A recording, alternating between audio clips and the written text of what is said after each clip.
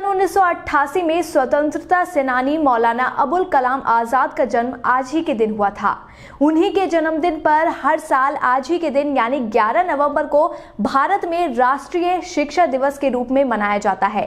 11 सितंबर 2008 को मानव संसाधन विकास मंत्रालय ने ये फैसला किया कि आज राष्ट्रीय शिक्षा दिवस के रूप में मनाया जाना चाहिए। एक रिपोर्ट देखिए। देश भर में आज ही के दिन यानी 11 नवंबर को हर साल राष्ट्रीय शिक्षा दिवस मनाया जाता है।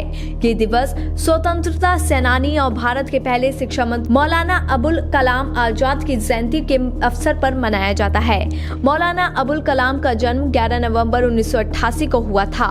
शिक्षा दिवस के मौके पर भारत शिक्षा के क्षेत्र में अबुल कलाम की ओर से किए गए कामों को याद किया जाता है। मौलाना अबुल कलाम का मानना था कि इसकी स्कूल प्रयोगशालाएं हैं जहां भावी नागरिकों का उत्पादन किया जाता है।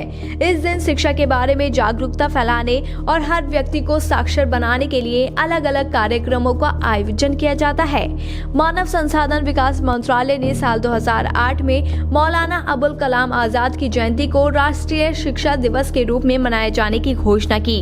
आपको बता दें कि मौलाना अबुल कलाम आजाद भारत के पहले शिक्षा मंत्री थे। उन्होंने भारत की आजादी के बाद विश्वविद्यालय अनुदान आयोग की स्थापना की। मौलाना आजाद 35 साल की उम्र में भारतीय राष्ट्रीय कांग्रेस के अध्यक्ष थे। वे उर्दू में कविताएं भी लिखते थे।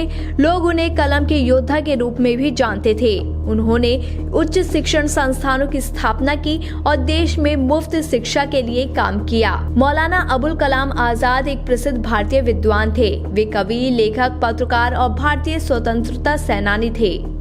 वे महात्मा गांधी के सिद्धांतों का समर्थन करते थे। वे आजादी के बाद भारत के उत्तर प्रदेश राज्य के रामपुर जिले से साल 1952 में सांसद चुने गए।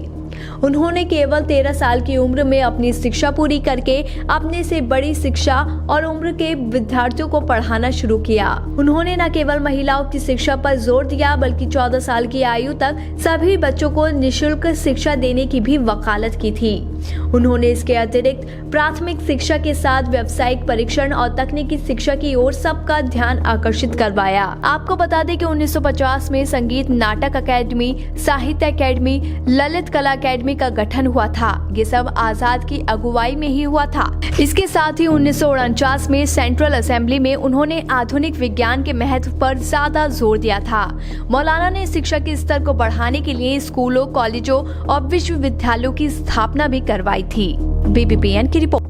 ताज़ा खबरों के लिए बने रहिए बीबीपीएन नेटवर्क के साथ, क्योंकि यहाँ आपको खबरें मिलेंगी नए भारत की। हमारे साथ बने रहने के लिए हमारे चैनल को सब्सक्राइब करें और शेयर करना बिल्कुल ना भूलें।